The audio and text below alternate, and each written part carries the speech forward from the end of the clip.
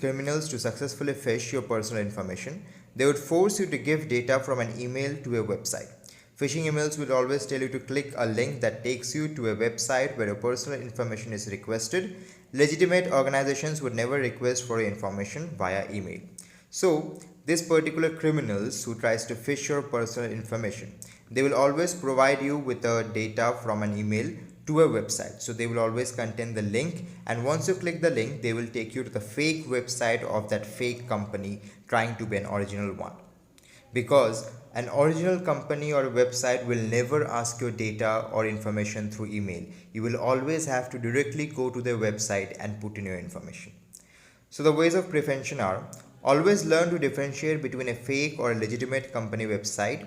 A phishing website usually duplicates images, employee names, or services of an existing company.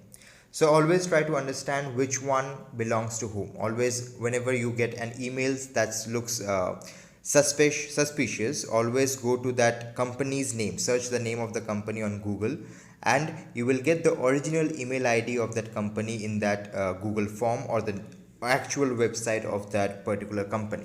So always tally the information that you are getting in the email address and with the information that is provided in the actual company's website, because they will always try to show you that the email is legitimate or original by copying down the pictures of from that particular company's website and employee's name and so on.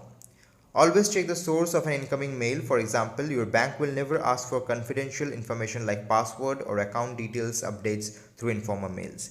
So many people are being hacked by, or they are being phished by the banks as well, where they get an information that the amount has been debited from the bank account without their information. This happens only when you get an email from a email that says that they are from this particular bank and they ask your account details. So if you just go ahead and put on your informations in that email address, then that particular criminal will take out all the information from your bank details and he will rob you of your money.